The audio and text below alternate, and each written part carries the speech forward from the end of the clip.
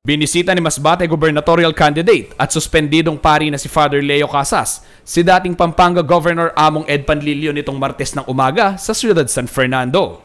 Si Panlilio ay isa ring pari ng simbahang Katolika bago sumabak at nanalo noong 2007 bilang gobernador ng lalawigan. Taong 2010 nang muling tumakbo si Panlilio ngunit nabigong manalo laban kay Pampanga incumbent Governor Lilia Pineda. Sa darating na 2013 midterm elections, muling susubukan ni Panlilio ang kanyang kapalaran laban sa nakaupong si Pineda.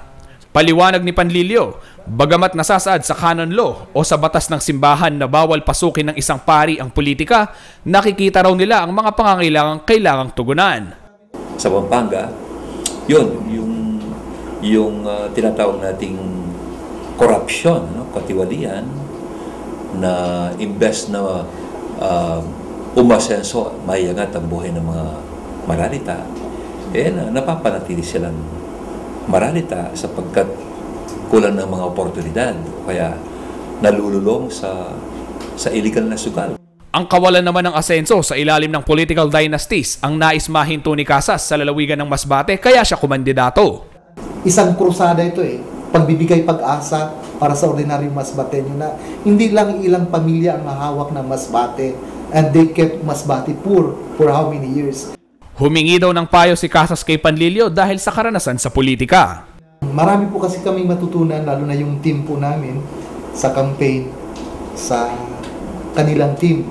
Ako personally, gusto ko makausap siya because parehas po kaming pare. May mga in and out siguro sa pagkapare na kanina pinag-usapan po namin. Ayon naman kay Panlilio, pareho ang layunin nila ni Casas na magdala ng pagbabago sa kanilang lalawigan. Yung background namin may maraming pagkapareho. Like, siya ay matagal sa Social Action Center. Nagtrabaho. Ako rin ay nagtrabaho sa Social Action Center ng Pampanga for many years. So kami ay parehong naging involved sa buhay ng mga tao. Lalong-lalo na sa mga mahihirap. Ako yung nagagalak sapagkat he is a lot younger than I am. You are 39, Father. Ano? Yeah. Ako ay 58. Ano? So, nababakas ko pa sa kanya yung enthusiasm.